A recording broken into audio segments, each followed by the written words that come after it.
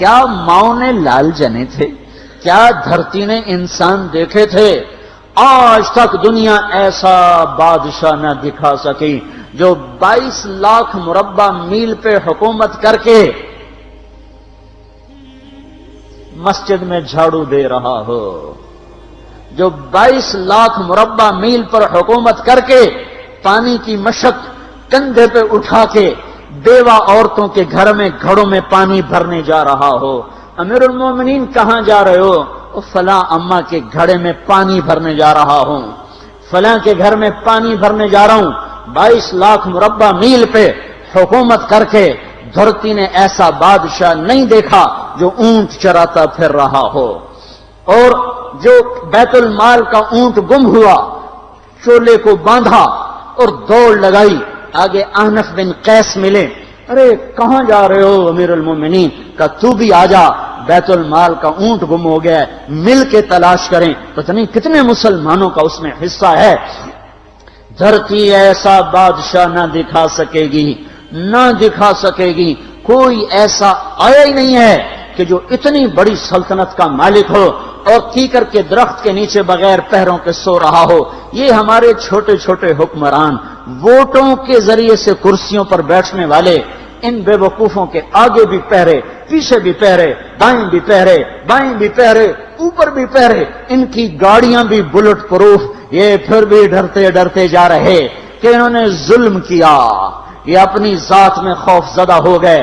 عمر نے اپنے نام کے ساتھ فاروق کا لقب آپ نے کہا عمر فرق بین الحق والباطل، عمر وہ عمر ہے جس نے حق اور باطل میں فرق کر کے دکھا دیا، اس لیے یہ فاروق ہے، اس نے حق اور باطل میں فرق کر کے دکھایا، یہ فاروق ہے۔ حسن بصری فرمایا کرتے تھے اپنی محفلوں کو عمر کے ذکر سے سجاؤ۔ حضرت عائشہ فرمایا کرتی تھیں عمر کے تذکرے کیا کرو کہ جب عمر کا تذکرہ ہوتا ہے تو عدل کا تذکرہ ہوتا ہے، جب عدل کا تذکرہ ہوتا ہے تو اللہ کا تذکرہ ہوتا ہے۔ کہ ہم عائشہ رضی اللہ تعالیٰ عنہا فرمایا کرتی تھیں اتنے بڑی سلطنت پر حکومت کرنے کے بعد اللہ کی راہ میں جانے والے مجاہدین کے گھر گیا کھڑا ہوا ہے، دروازے پہ دستک دے رہا ہے، بیٹی کوئی بازار سے سودا لینا ہو تو مجھے بتاؤ، تیرے گھر والا تو اللہ کی راہ میں ہے، میں تمہارے گھر کا سودا لے آؤں، کیا کیا چیز چاہیے؟ تم نے اپنے خامند کو خط لکھنا ہوگا، تم تو لکھنا نہیں جانتی، مجھے بتاؤ میں تیرے خامند کو تیری طرف سے خط لکھوں۔ اماں تیرا بیٹا اللہ کی راہ میں گیا ہوا ہے، مجھے بتا میں تیرے بیٹے کے نام تیری طرف سے خط لکھوں۔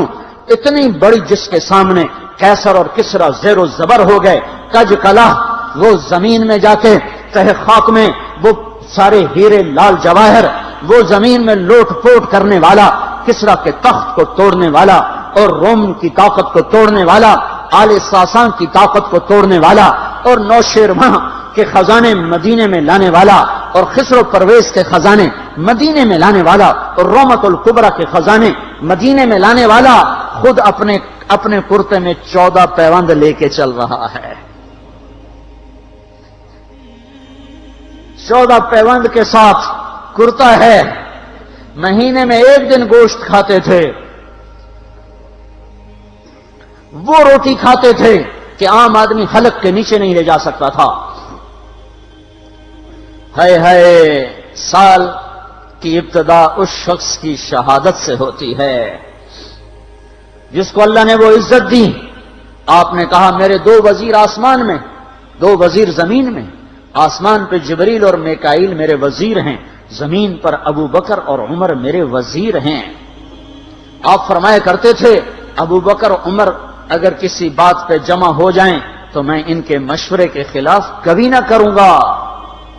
ابو بکر تیری مثال ابراہیم کی ہے، عمر تیری مثال نوح علیہ السلام کی ہے، ابو بکر تیری مثال عیسیٰ علیہ السلام کی ہے، عمر تیری مثال موسیٰ علیہ السلام کی ہے۔ آپ مسجد میں آئے، آپ کے دائیں طرف ابو بکر تھے، بائیں طرف عمر تھے، آپ اندر آئے اور کہا دیکھو اسی طرح قیامت کے دن ہم اٹھیں گے کہ میرے دائیں طرف ابو بکر ہوگا، میرے بائیں طرف عمر ہوگا اور ہم ہاتھوں میں ہاتھ دیے ہوئے اٹھائے جائیں گے۔ اور ایک حدیث میں آتا ہے اور میرے قدموں سے بلال کو اٹھایا جائے گا جو نکلتے ہی اذان دے گا، جس کے اسلام لانے نے اسلام کو اونچا کیا، جس کے اسلام لانے نے باطل کو پست کیا، جن راہوں سے عمر گزر جائے شیطان وہ راہیں چھوڑ دیتا تھا۔ عرفات کا میدان تھا، 1.25 لاکھ مقدس ہستیاں سامنے ہیں۔ میرے نبی نے فرمایا اس وقت میرا اللہ میرے سب صحابہ پہ فخر کر رہا ہے اور عمر بن خطاب پہ خاص طور پہ فخر کر رہا ہے، خاص طور پہ فخر ہو رہا ہے، عمر بن خطاب پہ خاص طور پہ فخر ہو رہا ہے۔ میرے بعد کوئی نبی ہوتا عمر ہوتا۔ عمر، میں نے رات جنت میں محل دیکھا، ایک اینٹ موتی کی، ایک یاقوت کی، ایک زمرد کی۔ میں نے پوچھا یہ کس کا ہے؟ کہا گیا ایک قریشی کا ہے۔ میں نے کہا میں قریشی ہوں، اتنا خوبصورت محل ہے، میرا ہی ہوگا۔ جب جانے لگا تو فرشتے نے کہا یہ آپ کے غلام عمر بن خطاب کا ہے۔ وہ کیا مبارک لوگ ہیں کہ جنہیں نبی کے گھر میں قبر نصیب ہو، ایک طرف ایک ساتھی، ایک طرف دوسرا ساتھی، جن کو نبی کے دو پہلوؤں میں جگہ ملی ہو۔ وہ کیسی عظیم ہستیاں، اتنی بڑی سلطنت کا مالک اور اتنے بڑے عدل کی نشانی بن کر مدینے میں مسجد میں بیٹھے رو رہے ہیں۔ امیر المومنین کیوں رو رہے ہو؟ کہا دجلہ کے کنارے کتا بھی پیاسا مر گیا تو پوچھ تو عمر کی ہوگی، فرات کے کنارے کتا بھی پیاسا مر گیا تو پوچھ تو عمر کی ہوگی۔ راتوں کو پہرے دیے جا رہے ہیں، راتوں کو خبرگیری کی جا رہی ہے۔ مدینے کے باہر ایک خیمہ ملتا ہے، چند بچے ملتے ہیں جو رو رہے ہیں۔ ایک عورت ہانڈی چڑھا کے ڈوئی پھیر رہی ہے۔ پوچھتے ہیں بہن یہ بچے کیوں رو رہے ہیں؟ کہ یہ بھوک سے رو رہے ہیں۔ ہانڈی میں کیا ہے؟ پانی، کچھ بھی نہیں۔ کیوں چڑھایا ہوا ہے؟ بہلانے کے لیے، سو جائیں گے روتے روتے۔ میرا اور عمر کا اللہ کے ہاں فیصلہ ہوگا۔ تو عمر کی ہچکیاں بن گئیں کہ عمر کو بہن تیرے حال کی کیا خبر؟ کہ پھر ہمارا بادشاہ کیوں بنا ہے؟ اگر ہمارے حال کی خبر نہیں لیتا تو ہمارا خلیفہ کیوں بنا ہے؟ پر لگ گئے، بیت المال سے سامان نکالا، بوری بھری، سر پہ اٹھائی، کمر پہ اٹھائی۔ غلام اسلم نے کہا میں اٹھاؤں؟ کہ قیامت کے دن بھی میرا وزن تو اٹھائے گا۔ اسی طرح بھاگے ہوئے آئے، پنیر نکالا، آٹا نکالا، گھی نکالا، شہد نکالا، ڈال کے ہانڈی میں نیچے آگ، خود دھواں، گیلی لکڑیوں میں پھونکے مار مار مار آگ جلائی، حلوہ تیار کیا، پھر پلیٹوں میں ڈال ڈال کے بچوں کو کھلایا۔ وہ عورت کہنے لگی کاش عمر کی بجائے تو خلیفہ ہوتا۔ تو یہ نہیں کہا کہ میں ہی عمر ہوں، میں ہی عمر ہوں۔ فرمایا جب کل تو امیر المومنین سے ملے گی تو مجھے بھی وہیں دیکھ لے گی، مجھے بھی وہیں پا لے گی۔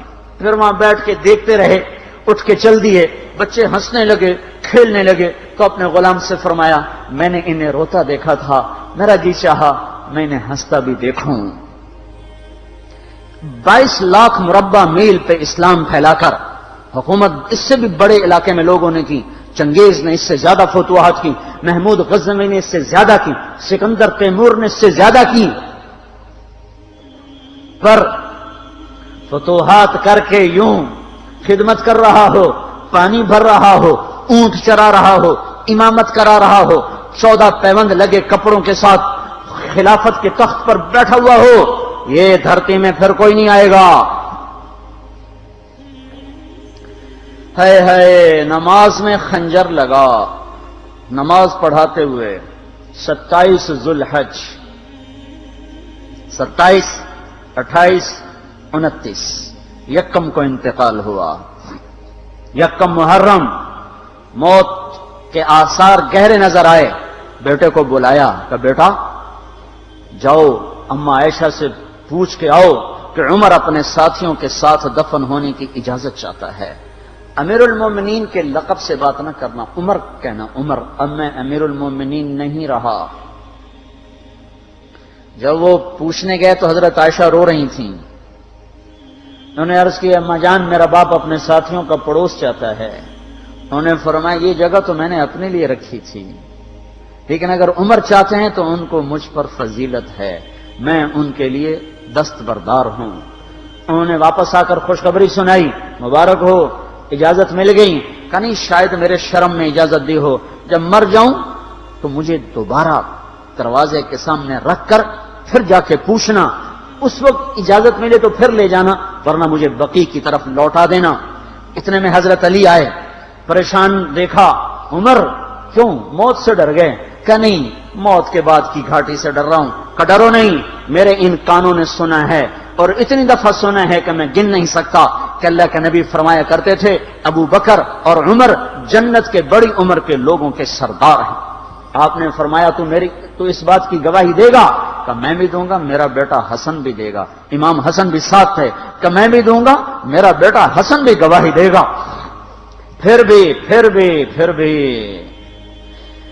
ہے جو جنت کی بشارتیں لیے ہوئے ہیں، 10 مبشرہ، ابو بکر جنتی، عمر جنتی، عثمان جنتی، علی جنتی، طلحہ جنتی، زبیر جنتی، ابو عبد الرحمن بن عوف جنتی، ابو عبیدہ بن جراح جنتی، سعید بن زید جنتی۔